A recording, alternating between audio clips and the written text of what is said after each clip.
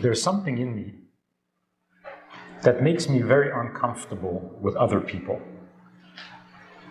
It goes something like this. There's a divine part that is eternal, that always was and always will be. That's the godly soul. Then there's the animal soul that is born when you're born and it dies when you die. But knowing the godly soul, it gets jealous. And it hates to think that it is not as eternal as the godly soul, so it makes like it's eternal.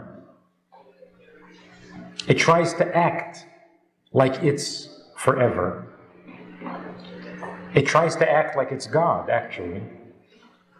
And as a result, not only am I insulted if you insult me, not only am I threatened if you threaten me, I can't stand you just for the fact that you exist.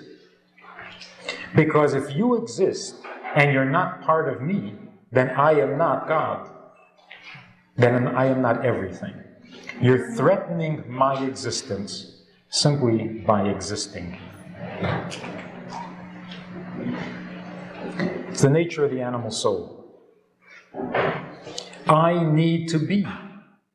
If you are and find no need for me, then my existence is diminished, and I can't stand that. So just knowing that you exist makes me very uncomfortable. You're my enemy, just by being. That's the honest truth. Now I'm supposed to talk to you about relationships. How can two people, any two people, have a relationship with this kind of animal soul in them? This is how we're made. This is how we are. The fact that you exist disturbs my existence. Unless you become my satellite. Unless you're an extension of me. And what often happens in marriage and in relationships is that at first it's a challenge to get you to be on my side. Because the more people I get on my side, the more my existence is substantiated and the less competition I have. So I need everybody to be on my side.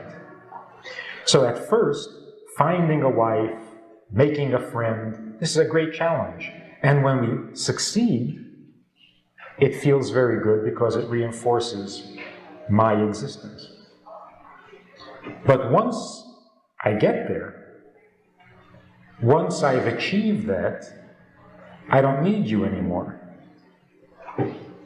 Once I've gotten your approval, once you have reinforced my existence, what do I need you for after that? So once we get married, you start telling me what you need. I don't want to hear that. I'm interested in that. Particularly if what you need doesn't interest me at all. So now you get to be a burden. Now you're a liability. I need to go out and make more friends. I need to get more satellites to my existence. And you're keeping me at home. Well, I don't like that. So how are we going to have relationships?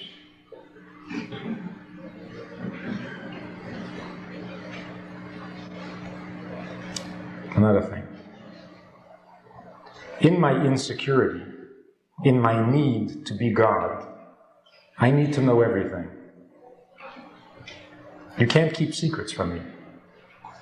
So if we're going to get married, I am going to be very curious about those things you're not revealing. You can give me and show me all sorts of wonderful things. I'm interested in what you're not telling me. I want to know what you're hiding. I don't want to know what you're good at. I want to know what you're bad at. I don't want to know what your strengths are. I want to know your weaknesses. I don't want to know what you're good for. I want to emphasize what you're not good for. because I'm insecure if you're keeping secrets. So if you come into my house and into my life and you say, there's a certain curtain I keep drawn, please don't look. I say, aha, that's where I gotta look. I gotta know what's going on behind that curtain.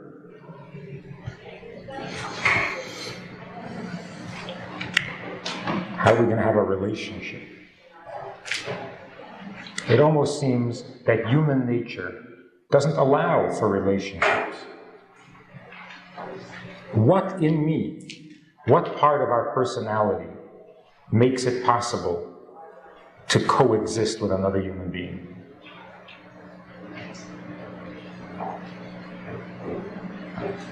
In fact, when it comes to Avas Yisrael, the mitzvah of loving your fellow Jew, Chassidus explains, what is loving your fellow Jew? It's such a vague, open-ended sentiment.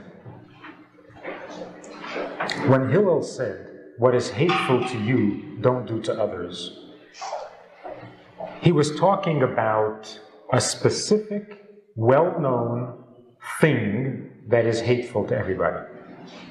And that's what we don't do to others if we're going to love them.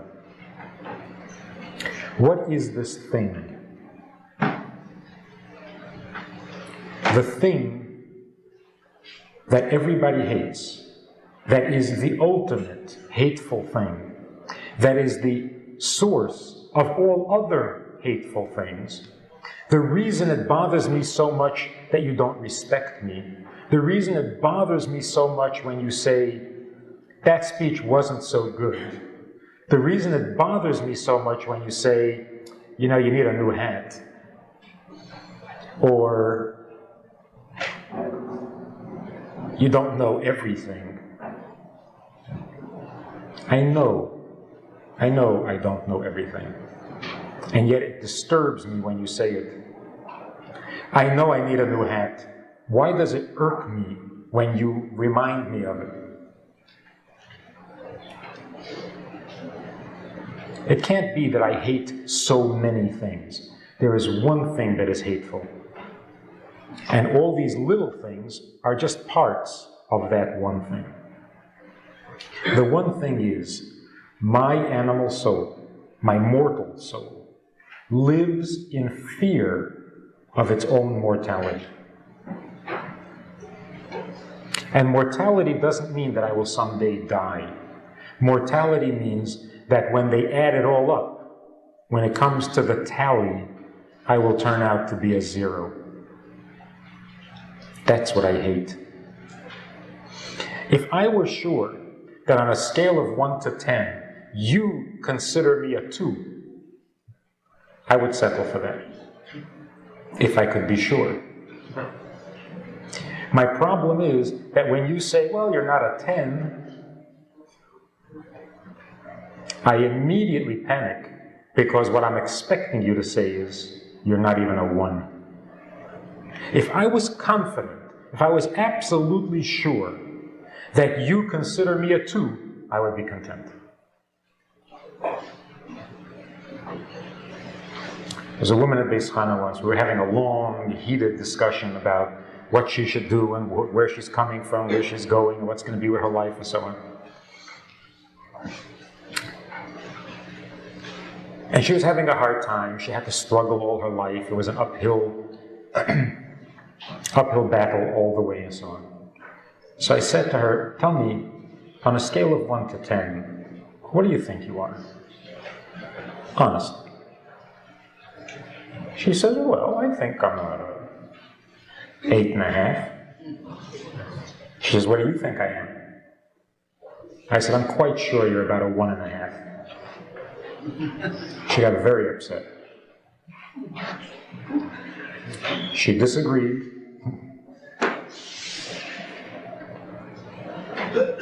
And didn't talk to me for a while. But in the end, we became good friends.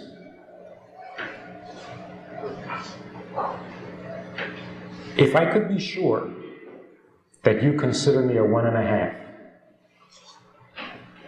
it wouldn't bother me. The thing that is hateful is not to be considered a 1. The only thing that is hateful is to be considered a 0. So I go around carrying this suspicion with me that any day now, somebody is going to discover that I am a 0. And I hate that. So as soon as you say, you need a new hat, something triggers in my mind. Oh, here we go. First I need a new hat, but then I need a new head, a new soul. As I am, I'm worthless. If I knew it would stop at the hat, I wouldn't mind. That's what is hateful. And that's what we mustn't do to others. If you're going to have a relationship, the first thing is, do not say anything or do anything that's going to trigger this suspicion in the person you're having a relationship with. Don't do anything that will ever suggest that, in your opinion, this person is a 0. How do you do that?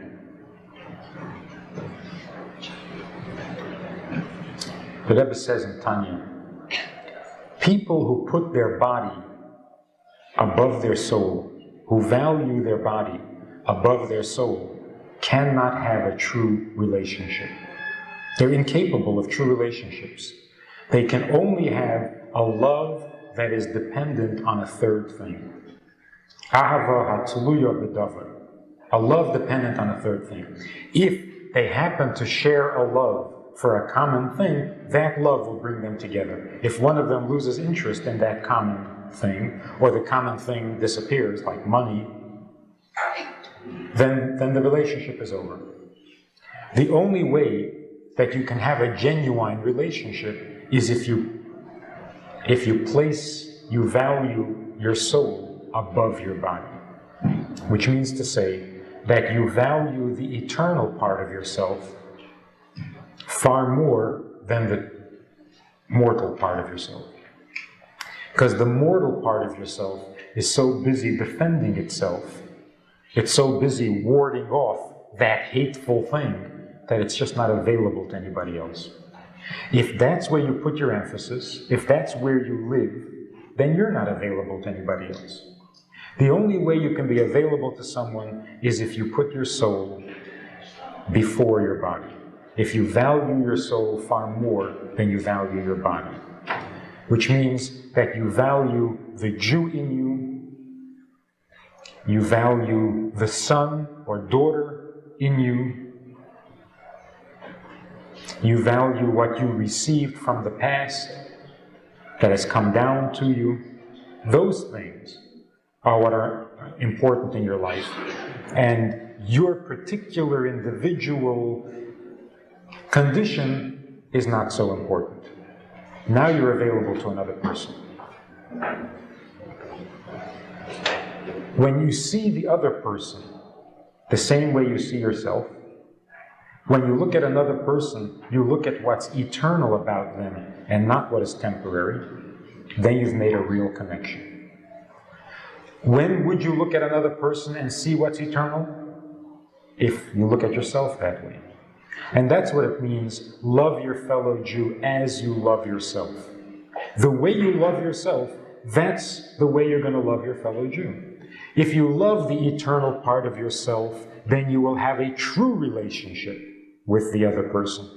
If you love within yourself the temporary, the mortal, the individual, then the only way you can connect to the other person is if there's a third interest that connects you and brings you together, and if that third interest disappears, the relationship is over.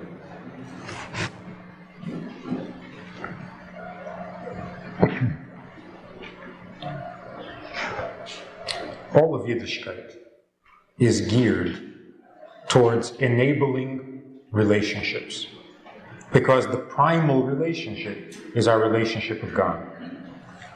Every mitzvah we do, every time we do a mitzvah, we're basically giving precedent to the soul over the body.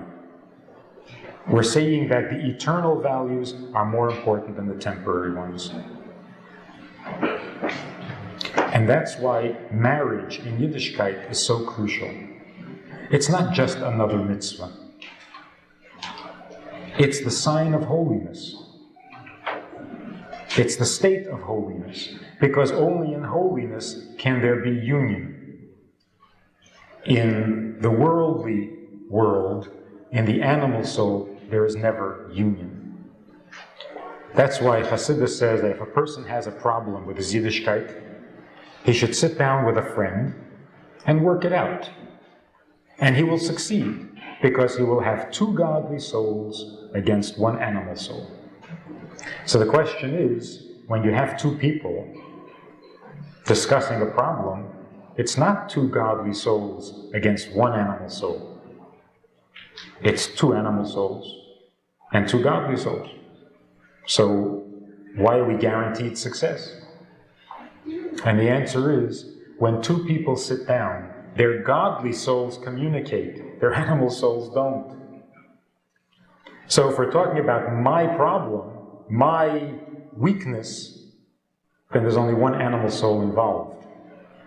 Because your animal soul has no interest in my animal soul. Animal souls are selfish. So when two people are sitting and talking together, it's two godly souls against one animal soul. There is no union in unholiness. It happens only in holiness.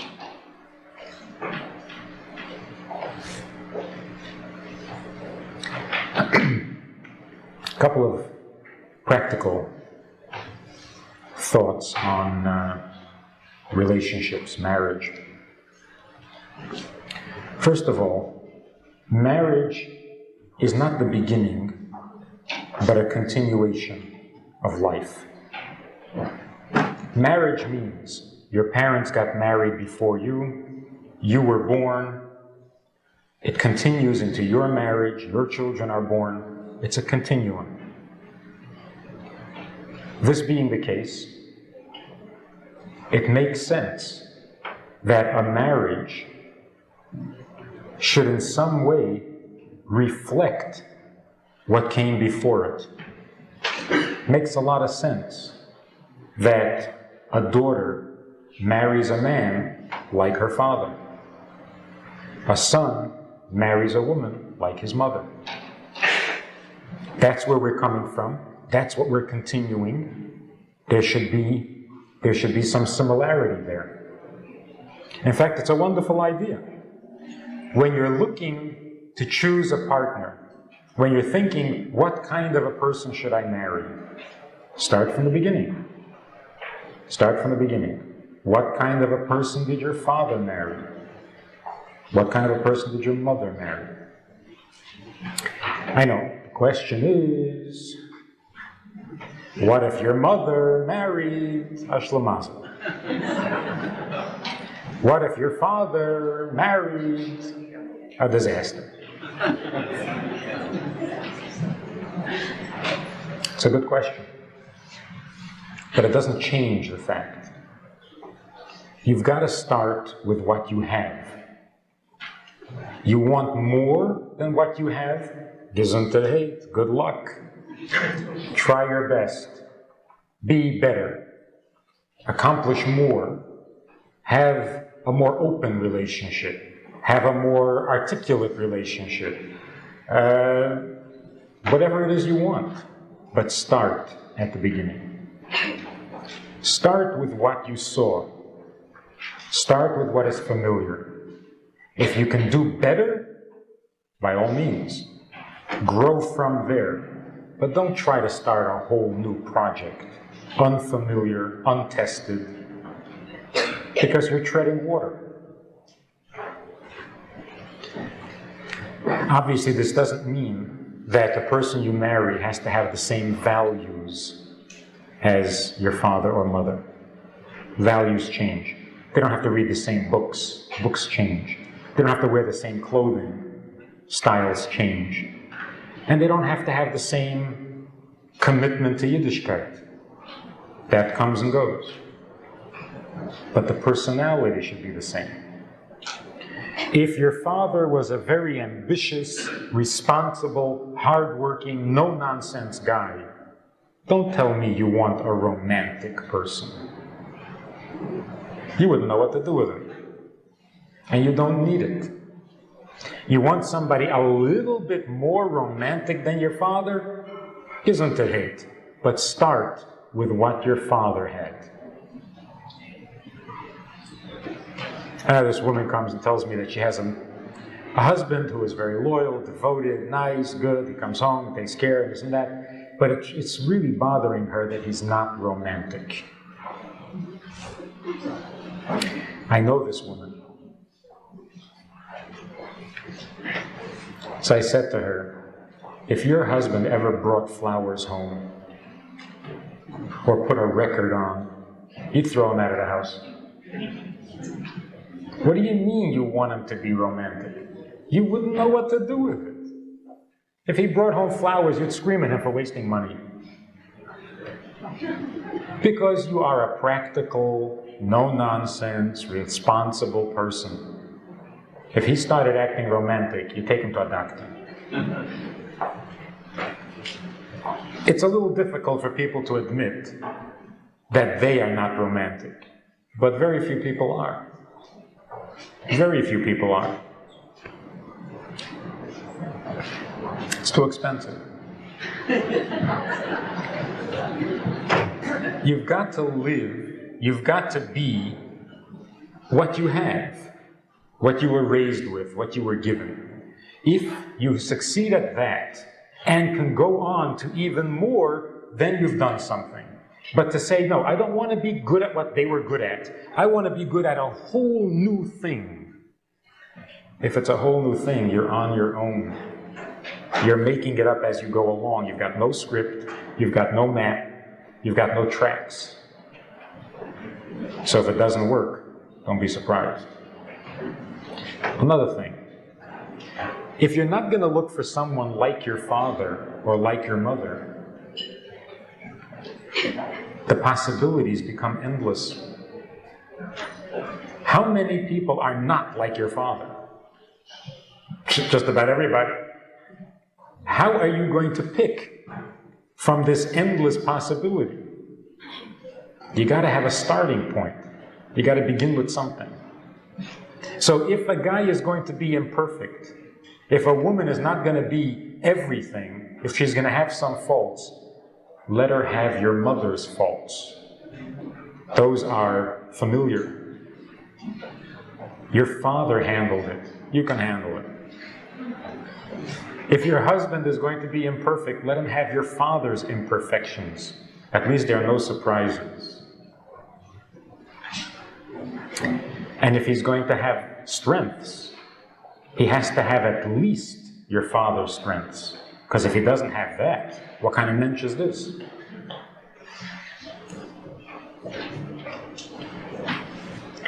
The second thing. There will be things, inevitably, about the other person that the other person is uncomfortable with. Your job is to protect that sensitive area and help them keep it private. It is very healthy for a husband and wife to have a private space. To dafka want to see what's behind this curtain, what's behind the mask, is not nice. Like they used to say in Yiddish, a schlechter Mensch. It's simply not nice to go tearing people's masks off, unless you get paid to do that. It's not nice to go poking behind the curtain that a person spent so much time and so much effort putting up. Our responsibility to each other is to be sensitive to each other's sensitivities. Not to ridicule them, not to be uncomfortable with them, but to be sensitive about it. If I marry you, I take responsibility for you. And that includes your weaknesses. It includes your sensitivities. It includes your mask. It includes your privacy.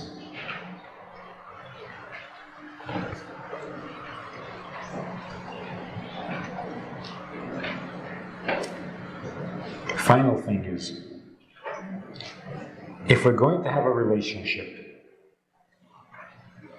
I have to be very one-sided about it. I can't constantly be measuring your response to me. I have to be single-minded that my job is to take care of you. If I'm constantly measuring, questioning, am I giving more than I'm getting? Are you getting the better end of the deal? Am I more than you deserve, but you're not more than I deserve? If I'm constantly questioning that, I'm undermining the whole relationship. Because a relationship, if it means anything, means the application of goodness in everyday life. That's what marriage is. If you have any goodness, if you have any virtue, if you have any love, if you have any compassion, if you have any kindness, if you have any loyalty and devotion, what are you doing with all that stuff? What are you doing with it? What are you going to do with it? Applying goodness to everyday life is marriage. The person who says, I have so much love to give, but my wife isn't interested. Not true. Nobody can resist being loved. You're holding back. Why are you holding back? Who are you saving it for? If you have love to give it to the person you're married to. You say, well, but she doesn't love me back, or I love her more than she loves me, or I loved her 2 years and she's only loved me a year and a half. When I ask her, she doesn't say convincingly that she loves me, and she only said it once this week. If we're worried about that, then we're coming from the animal soul. The animal soul isn't capable of loving anybody ever. The godly soul is perfectly willing to love the person you're married to. So do it. And the same with children. The person who says, I have a lot of love to give, but somehow it's not working out with my children. Save it. Be proud of the fact that you have a lot of love to give. What good is this? Who are you saving it for? Later on in life, we realize this was not a chachma. So to sum it up, the problem with relationships is that one person's existence threatens the other person's existence by nature of our animal soul. If you look at me the wrong way, if you in any way imply that you are not a satellite in my existence, then you are my enemy. No in between. You are either mine or you're my enemy. That's the nature of the animal soul. If we're coming from that place, if we're coming from the animal soul's orientation, then forget relationships. It's a myth. It's a game. If we're coming from the godly soul, then we need to do three things. Number one, be there unconditionally. You have goodness, you have kindness, you have love, give it. Don't keep taking your pulse all the time. Don't save it. Give it to the person you're married to. Number two, don't look where you're not invited. Don't be curious and determined to dafka see what the other person doesn't want to show. And thirdly, work with what you know. Don't get off into fantasies. Don't try to build your life around a fictional character. Work with reality. Start from where you grew up and work from there. Then the relationship will be a blessing for generation after generation, because that's what marriage is. It's the beginning of all the future generations. And so when we bless a couple who are setting off into married life, we say this should be a binyan adei ad. It should be an eternal edifice, a structure that will last forever, because it does last forever. It carries over from generation to generation and so on. You're going to marry someone like your father, your daughter, your son will marry someone like you. You marry someone like your mother, your daughter will marry someone like you. And by the way, let's assume your mother didn't do a wonderful job. You've got complaints. She wasn't so good at communicating, she wasn't so good at advising, she wasn't so good at expressing her feelings, she didn't mother, she didn't bond, whatever the words are. And the result is you. Now you're going to get married, and you're terrified that you're going to do to your daughter what your mother did to you. And so you hesitate. First you hesitate getting married. Then you're finally married, you hesitate having children. You finally have children, you hesitate to say anything to them. You're not sure if you should ever discipline them, because maybe that's going too far. Or you need to discipline them a lot because your mother didn't. What could be the worst thing? If you made every mistake your mother made. What could be the worst thing? That your daughter will be like you. And have the same complaints to you that you have to your mother. So what's so terrible? What's so terrible? In fact, by today's standards, that would be considered great success. We should wish it on ourselves. Our mother wishes it on us. You should have a daughter like... That would be a blessing. That would be a blessing. If we could know that 30 years from now, our daughters will be sitting here talking about how imperfect their mother was, that would be wonderful. So don't hesitate. Make your mother's mistakes. Have children like yourself. With a little help, they'll have greater opportunity. They'll do a little better than you. And then you have something to show for all your efforts. Something that can never be taken away. In the final analysis, there are a couple of people in the world to whom you really count. Only a couple. No matter what you do, there are only a few people to whom you really count. You've got to make the most of it. We have a Sunday night program for VIPs that you might be interested in. It's informal, it's questions and answers, it's conversation. It's really relaxed, it's really pleasant, enjoyable, informative, and kind of community-like.